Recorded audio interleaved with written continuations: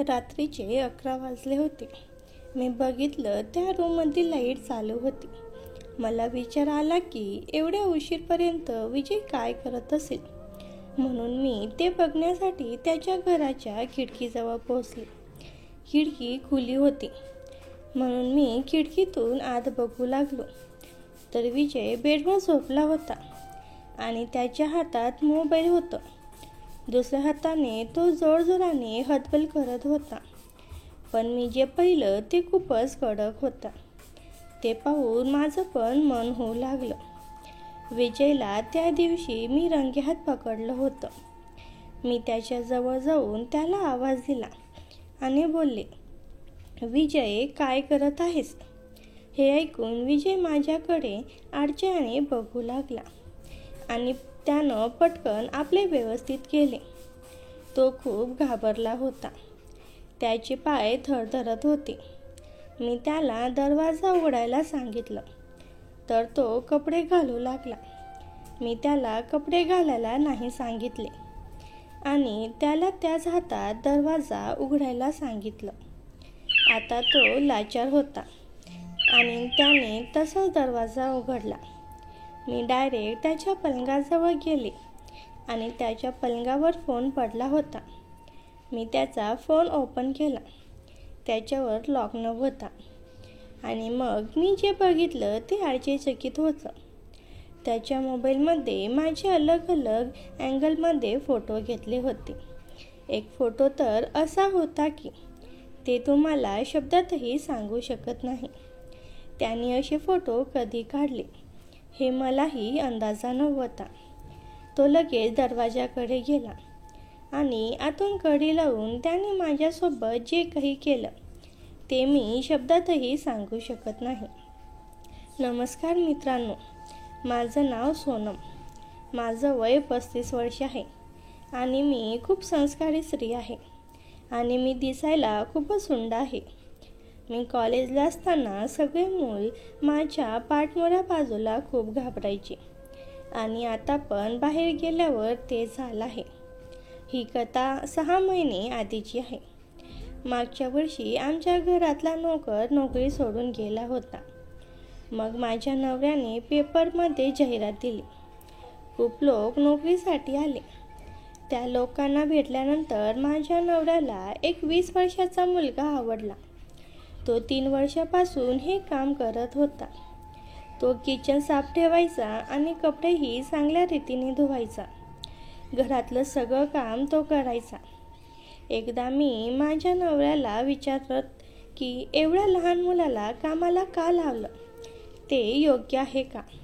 तर माझ्या नवऱ्याने मला सांगितलं की लहान मुलगा आहे, जे काम सांगशील ते तो पटकन करून घेईल. पण त्याला कुठे माहिती होतं की हा मुलगा त्याचीच पत्नी सोबत. मित्रांनो, माझ्या नवऱ्याचं वय 45 वर्ष होतं आणि ते वयाच्या आधीच म्हातारे होऊ लागले होते. ते पूर्ण दिवस कामात बिझी राहायचे आणि घरात एवढी सुंदर पत्नी असून सुद्धा त्यांचं माझ्याकडे लक्ष नव्हतं. आमचं लग्न झालं तेव्हा आम्ही एकमेकांवर खूप प्रेम करायचो. पण ते प्रेम हळूहळू कमी होऊ लागलं आणि आता तर एवढं कमी होत गेलं होतं की आम्ही महिन्यातून फक्त एकदाच करायचो.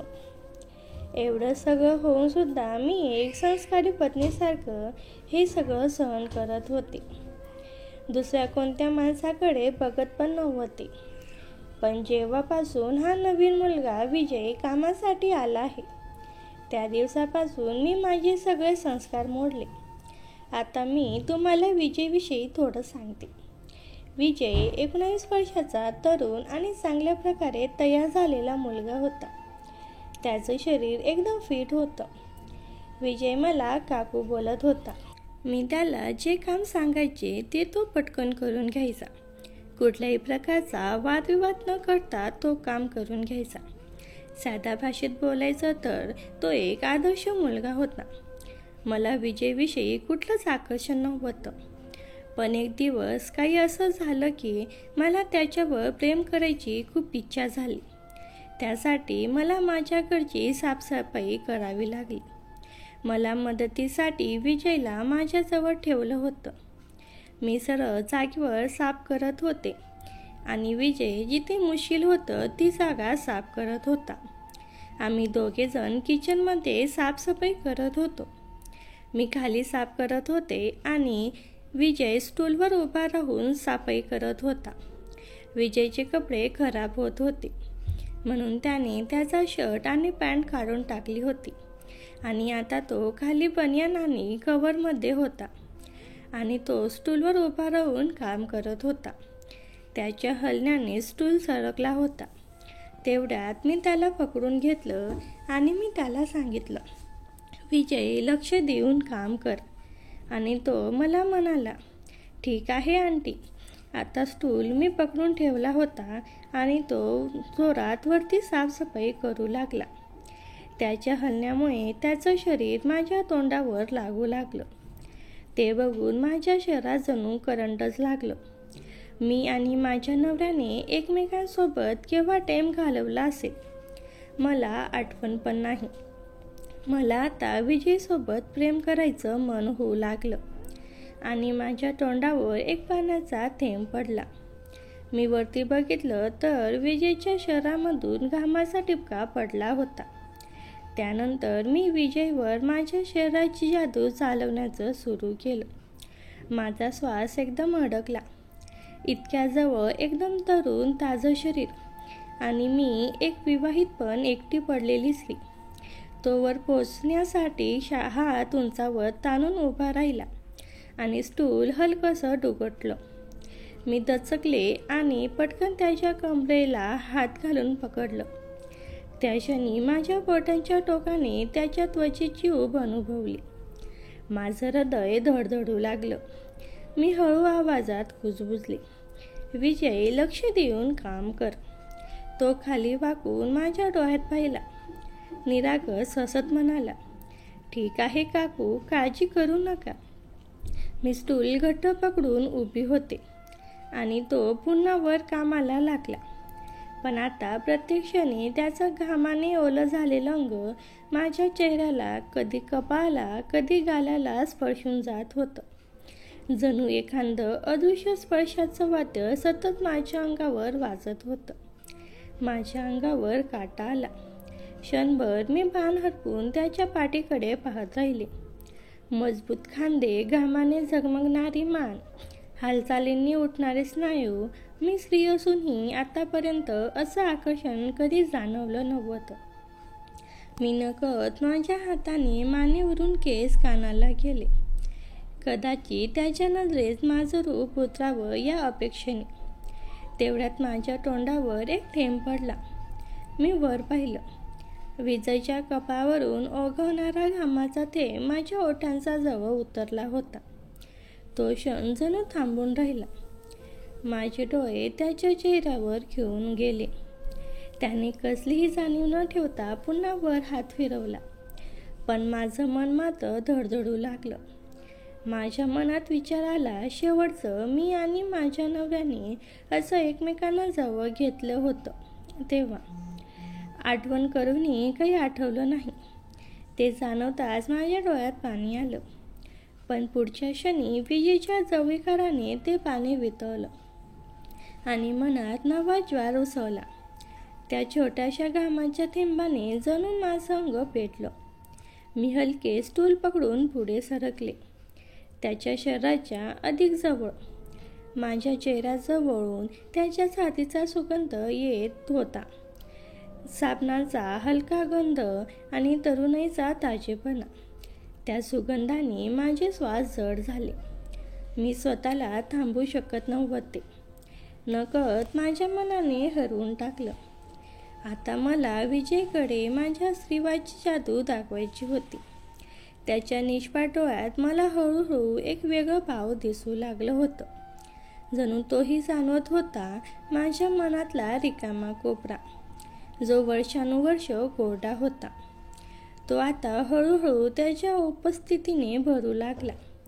आता किचनमध्ये वारंवार मी त्याच्या जवळ जाण्याचा प्रयत्न करू लागले आणि त्याला स्पर्श करायला लागले.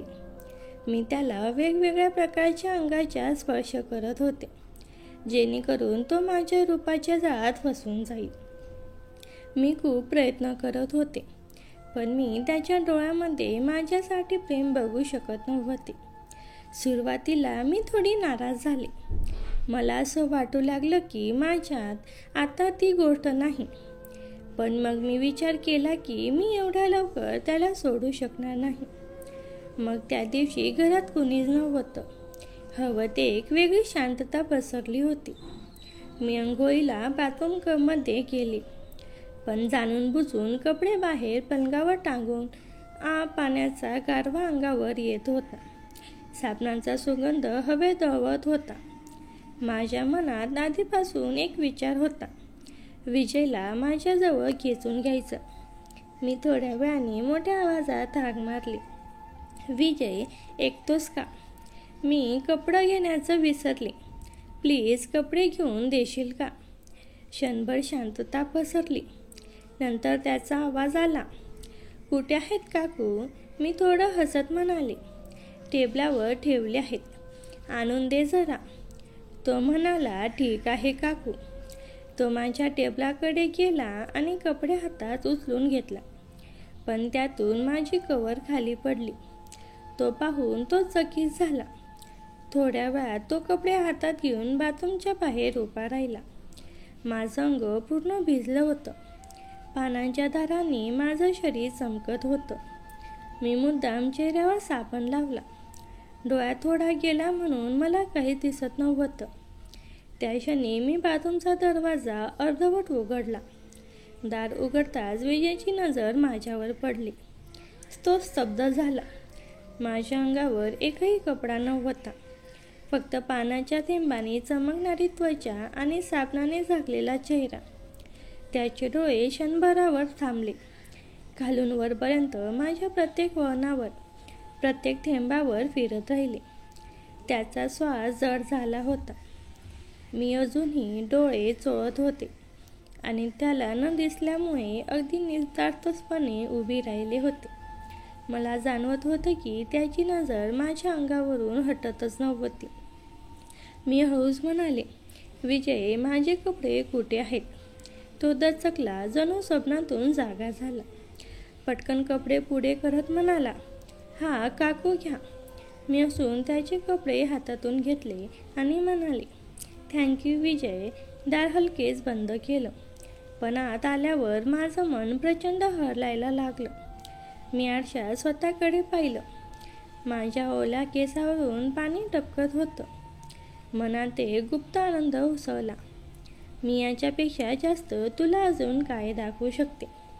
स्वतःचीच हळूच म्हणाले, आज मी तुला पूर्णपणे माझ्या जाळ्यात ओढलं आहे विजय, आणि आता तू नक्की सुटणार नाहीस. त्या क्षणी मला खात्री पटली होती.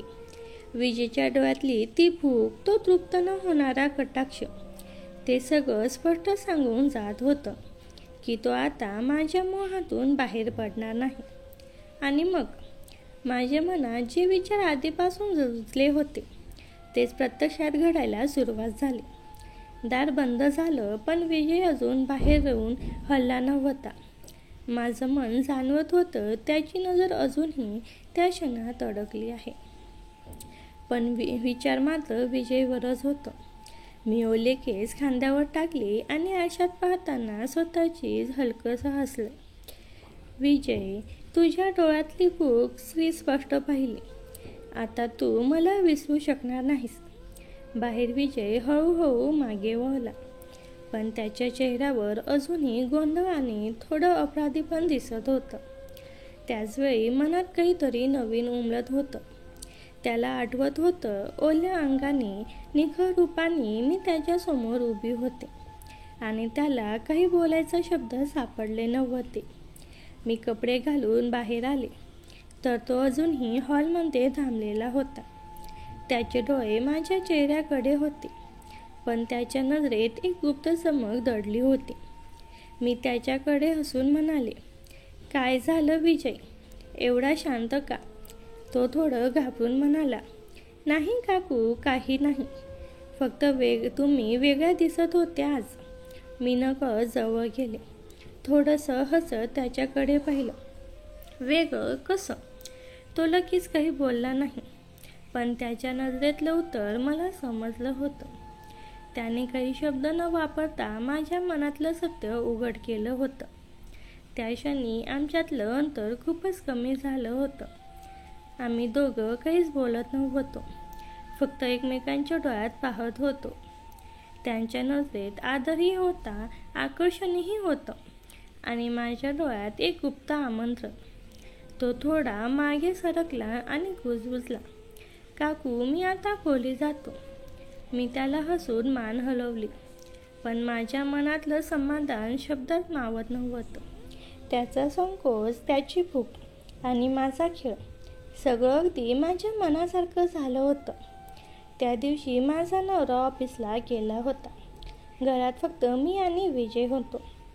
माझं मन आधीपासूनच ठरवून बसलं होतं की आज मी त्याला माझ्या मोहात आणायचं. मी विजयला आवाज दिला, विजय, इकडे ये जरा. तो हॉलमधून धावत आला. काय झालं? मी पलंगावर बसले होते. माझ्या पायाला हात लावून जणू काहीतरी दुखतंय असा भाव चेहऱ्यावर आणला. मी हलक्या आवाजात म्हणाले, विजय, कालपासून माझ्या पायाला खूप मोच भरली. चालतानाही त्रास होतोय. थोडं तेल लावून मालिश करून देशील का? तो सुरुवातीला थोडा गोंधळला, पण लगेच होकार देत मान हलवली. हो काकू, द्या, मी करतो. मी छोट्याशा बादलीतलं तेल त्याच्या हातात दिलं. विजय खाली बसला, बाटली उघडली आणि माझ्या पायावर हलकेच हात फिरवला. त्याच्या बोटाचा तो पहिला स्पर्श जाणवताच माझ्या अंगावर शहारे उठले. त्याचे हात कोवळे होते, पण त्यात एक वेगळी झोप होती. मी शांतपणे त्याच्याकडे पाहत होते आणि तो मात्र नजरेला टाळत एकाग्रतेने पाय चोळत होता. हळूहळू मी माझी साडी थोडी बाजूला केली, गुडघ्यापर्यंत. आता माझे पाय पूर्णपणे त्याच्या हातात होते. विजय थोडा दचकल्यासारखा झाला, पण तो काही न बोलता चोळत राहिला. त्याच्या चेहऱ्यावरचा घाम मला दिसत होता. मी त्याच्या मनात काय सुरू आहे ते ओळखत होते. म्हणूनच नकळत मी साडी अजून थोडी वर केली, हळूहळू मांडीपर्यंत. आता त्याचे हातपाय चोळत होते, पण त्याचे डोळे मात्र अनावर होऊन माझ्या उघड्या मांडीकडे वळले. त्याने लगेच नजरेला आटोक्यात आणायचा प्रयत्न केला, पण डोळ्यातला चमकाठी मी पकडलीच. मी हलक्या आवाजात हसून म्हणालो, काय झालं विजय, थकलास का? तो पटकन म्हणाला, नाही काकू, काही नाही. मी त्याच्याकडे पाहिलं. माझ्या ओठांवर हलकंसं हसू आणि डोळ्यात एक गुप्त खेळ. विजय आता गप्प होता, पण त्याचे हातपाय चोळताना थोडे थरथरत होते. मला त्याच्या मनात उसळणाऱ्या भावना स्पष्ट दिसत होत्या.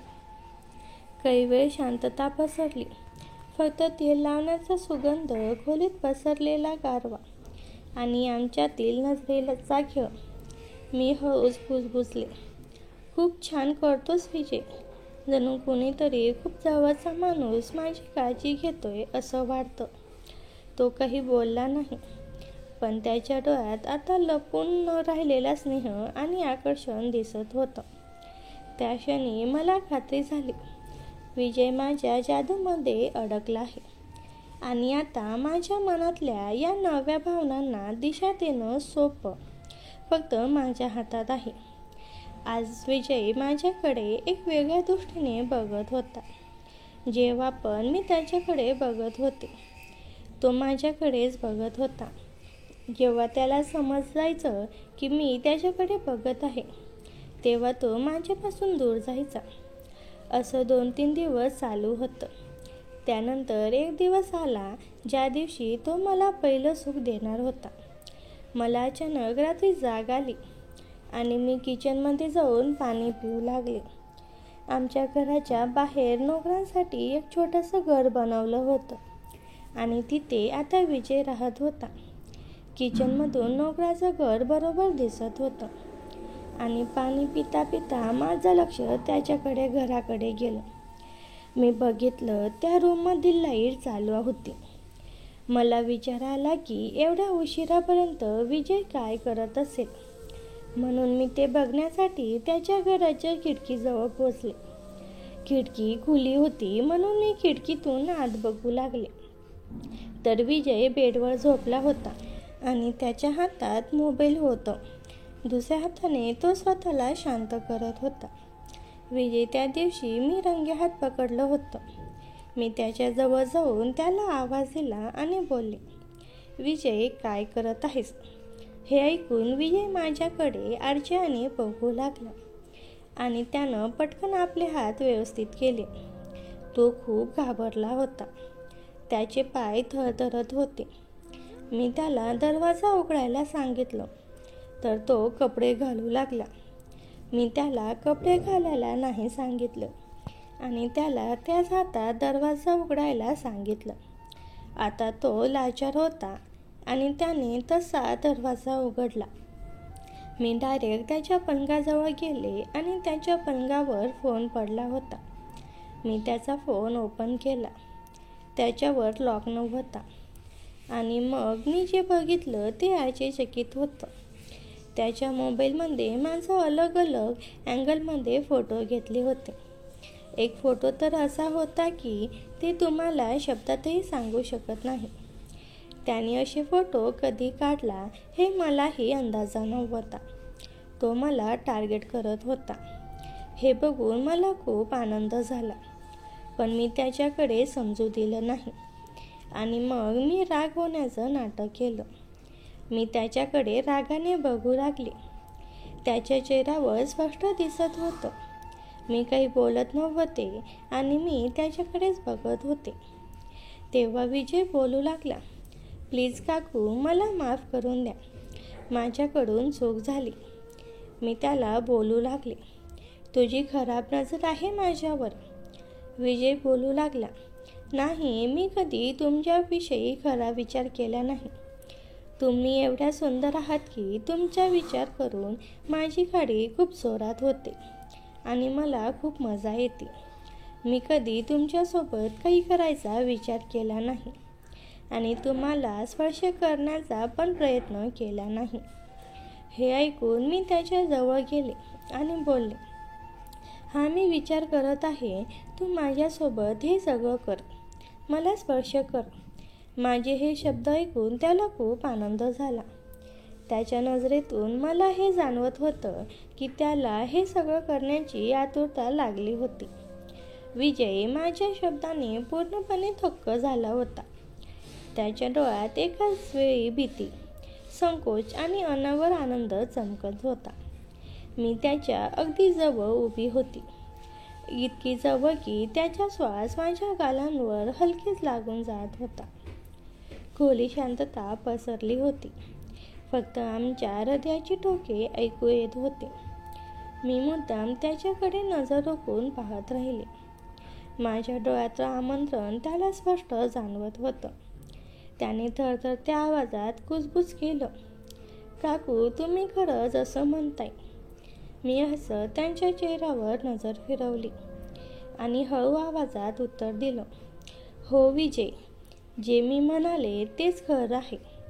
तू माझ्याबद्दल जे विचार करतोस ना, ते आता मी जाणून घेतलं आहे आणि मला ते आवडतं. विजयचा श्वास आणखी जोरात झाला. त्याचे हात अजूनही गुडघ्यांवर घट्ट दाबले होते. मी त्याच्याजवळ आणखी सरकले आणि माझ्या केसांच्या एका पटा त्याच्या गालावर हलक्या स्पर्शाने फिरवली. त्या एका स्पर्शाने त्याच्या अंगभर शहारे उठले. तो अजूनही काही बोलू शकत नव्हता. त्याच्या डोळ्यात हजारो प्रश्न होते, पण त्याच्या ओठांवरून शब्द फुटत नव्हते. मी त्याच्या हातावर माझा हात ठेवला आणि हलकेच दाबत म्हणाले, घाबरू नकोस, मी तुला काही चुकीचं करायला भाग पाडणार नाही. पण आज तू मला जरा वेगळ्या दृष्टीने बघ. जशी नजर तू माझ्या फोटोमध्ये ठेवली होतीस तशी नजर समोर ठेव. हे ऐकताच विजयने थोडं धैर्य ऐकवलं. त्याने थरथरत्या नजरेने माझ्याकडे पाहिलं. त्याच्या डोळ्यातला तो लपवलेला मोह आता उघड झाला होता. मी नकळत साडीचा पदर थोडा बाजूला सारला. ज्यामुळे माझा गळा आणि खांद्याचा भाग अधिक खुलून दिसत लागला. विजयचे डोळे तिथे जडले. मी हसून विचारलं, काय रे विजय, आता तरी सांगशील का, इतके फोटो का काढलेस माझे? तो थोडा ओशावून म्हणाला, काकू, मला काही कळत नव्हतं. तुम्ही दिसलात की मनात नियंत्रण सुटायचं, म्हणून नकळत फोटो घेतले. मी त्याच्याजवळ आणखी झुकले. त्याच्या कानाजवळ हलक्या आवाजात कुजबुजले, आणि ते फोटो बघून काय करायचं? विजयचा चेहरा लाल झाला. त्याने नजर खाली घातली. माझ्या प्रश्नाने त्याचं संकोच आणखी वाढलं, पण त्याचवेळी माझं मन माझ्या मोहात अडकलं होतं. मी त्याला हळूच हनुवटीला हात लावून वर बघायला लावलं. त्याच्या डोळ्यात आता मी फक्त माझं प्रतिबंध पाहत होते. भूक, ओढ आणि संकोच सगळं एकाच वेळी. मी त्याला म्हणाले, विजय, मी तुला थांबवणार नाही आता. जे तुझ्या मनात आहे ना, ते मला कळू दे. त्या रात्री मी विजयसमोर उभी होते. त्याच्या डोळ्यात भीती, अपराधीपणा आणि त्याचवेळी माझ्याविषयी दडपलेलं आकर्षण दिसत होतं. मी त्याला मुद्दाम शांतपणे म्हणाले, विजय, तुला खरंच माझ्याविषयी असं वाटलं का? त्याने लागत गोंधळून मान खाली घातली. त्याच्या चेहऱ्यावर घामांच्या थेंबांनी ओलसरपणा आणला होता. मी त्याच्याजवळ आणखी एक पाऊल टाकलं. माझा श्वास त्याच्या चेहऱ्यावर जाणवू लागला. त्याने थोडं वर बघितलं आणि आमचे डोळे भिडले. त्या क्षणी वातावरणात जणू काहीतरी वेगळं जादू होत होतं आणि वेळ थांबली होती. मी माझा हात पुढे केला आणि त्याच्या गालावर हळूवार फिरवला. त्याच्या अंगातून एक शिरशिरी गेली. तो थोडा मागे सरकू लागला, पण मीच त्याला पकडून जवळ खेचलं. माझ्या आवाजात हलकासा कंपन होता. पळायचं नाही विजय, आज मला तुझ्या डोळ्यातलं खरं पाहायचं आहे. तो निशब्द झाला. तो खूप घाबरला होता.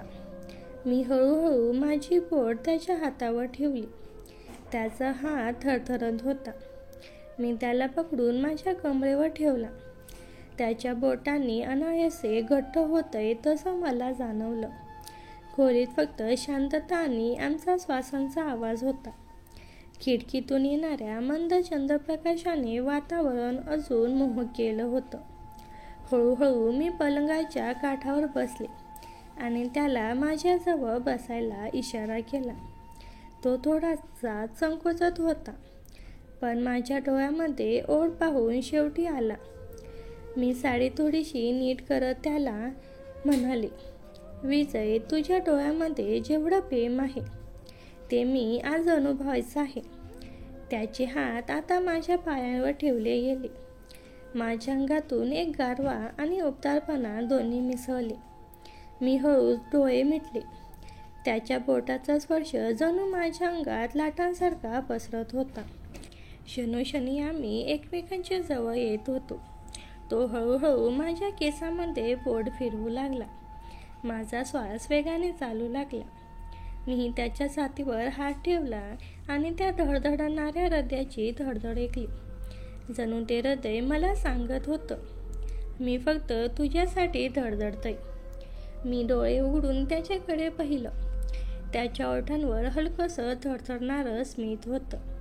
माझ्या डोळ्यातल्या परवानगीची वाट पाहत तो थांबला होता. मी नकळत डोकं त्याच्या खांद्यावर टेकवलं आणि अलगद कुजबुजले, आज मला तुझ्या मिठीत विरून जायचं आहे विजय. तो शब्द ऐकून विजयने मला जवळ घेतलं. आमच्या दोघांच्या शरीरातील उष्णता मिसळली. आमचे श्वास एकमेकात गुंतले. बाहेर वारा वाहत होता, पण त्या क्षणी खोलीत फल आमच्या धडधडत्या हृदयांचा आणि आतुर श्वासांचा आवाज भरला होता. क्षणाक्षणाने तो माझ्या अधिक जवळ येत होता. प्रत्येक स्पर्शातून, प्रत्येक नजरेतून आम्ही दोघं जणू एकमेकात हरवत चाललो होतो. ती रात्र एक वेगळीच होती. फक्त रोमांस, उत्कृष्टता आणि अधुरसं नातं पूर्णत्वाकडे झुकत होते. त्या क्षणी विजय मला मिठीत घेत होता. माझं डोकं त्याच्या खांद्यावर टेकलेलं होतं आणि त्याचा श्वास माझ्या मानेवर हलकासा लागत होता. माझं शरीर त्या उष्णतेने जणू थरथरत होतं. मी त्याच्याकडे डोळे उघडून पाहिलं. त्या डोळ्यात इतकी ओढ, इतकी प्रामाणिकता, इच्छा दिसत होती की माझं मन पूर्णपणे हरवून गेलं. मी हळूच त्याच्या गालावर हात ठेवला.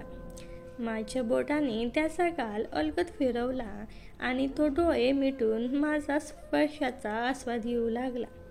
मला जाणवलं की त्याच्या प्रत्येक श्वासात माझ्याविषयी किती तीव्र भावना आहेत. हळूहळू त्याने माझा हात पकडला आणि आपल्या छातीवर ठेवला. त्याच्या हृदयाची धडधड इतकी जोरात चालू होती की मला स्पष्ट ऐकू येत होती. मी हलक्या हसत कुजबुजले, विजय, तुझं हृदय माझ्यासाठी धडधडतंय का?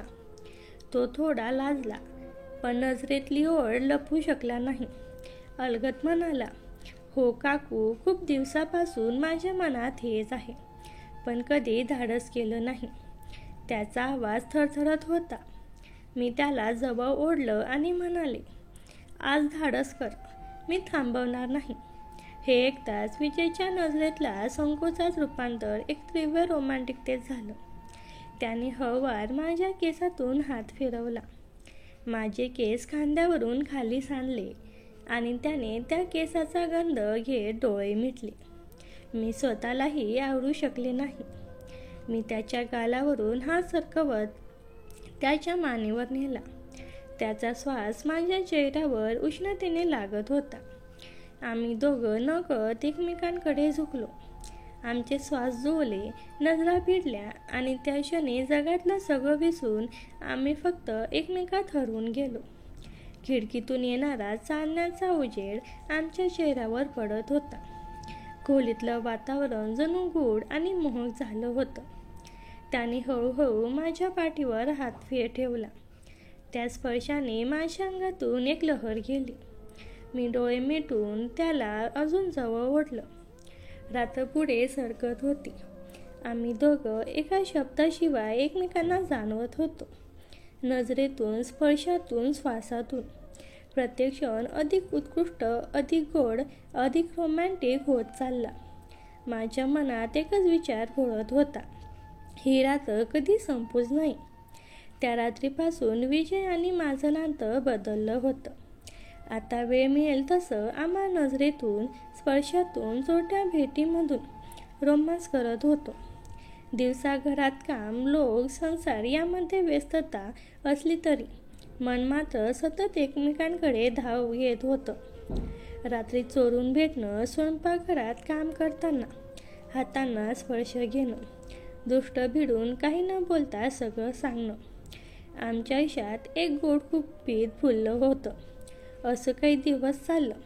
आम्हाला वाटलं होतं की आपलं रहस्य सुरक्षित आहे, पण नशिबाला कदाचित काही वेगळंच मान्य होतं. एका रात्री मी आणि विजय खोलीत होतो.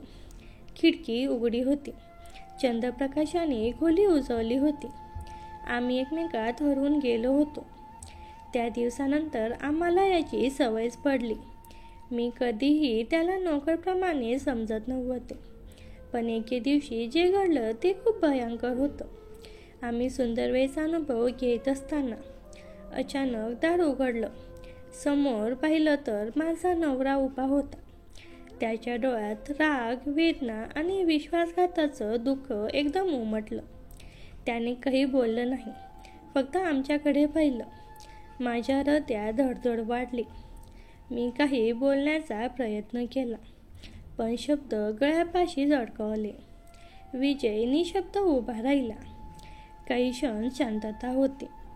मग तो हळूच म्हणाला, तू जे निवडलंस ते मला मान्य नाही, पण मी जबरदस्ती करणार नाही. मित्रांनो, पुढचा भाग मी पुढच्या व्हिडिओमध्ये सांगणार आहे, कारण व्हिडिओ खूप मोठा झाला आहे. त्यासाठी आपल्या चॅनलला सबस्क्राईब करून ठेवा. धन्यवाद.